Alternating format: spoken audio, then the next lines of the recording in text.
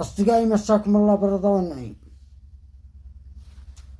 أيها الزبون، أيها صاحب السيارة، بدي لك قصة أو يمكن قد وصلت لك. معك السيارة، تمسك بريك 3 تواير وتاير ما يمسكش. حاول تسبر، سوي من حلها. مهندس يقول لك نسمه وقرحت علبة سم ولا 2. تيجي تنطلق تمسك بريك ما يمسكش، ضعيف مسكته. الباقية الآخرات يمسك البريك وهذا ما يمسكش، متأخر. أو حركة ثانية، تلمس برجلك لمس تاير من التواير بيمسك طوالي، والثاني ما بيمسكنش إلا لا رزمت قوي. ومن شغلة لشغلة، من خسارة لخسارة، ولا وصلت لنتيجة. ألا تعلم ما هو الخلل؟ وأنت يا مهندس ألا تعلم ما هو الخلل؟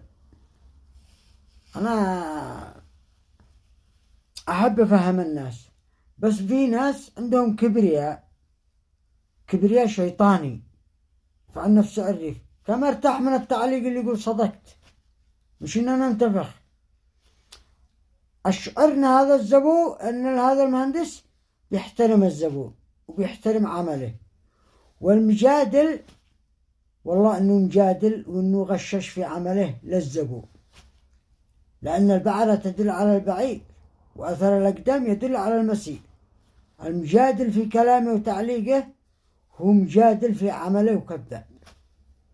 ألا تعلم ما هو السبب؟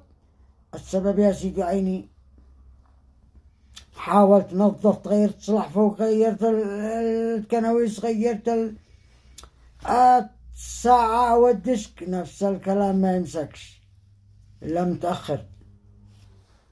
خذها لك مني هدية، غير البيرنج حق الهبس. تحياتي لكم، لأنه بيخلي المراية على شق.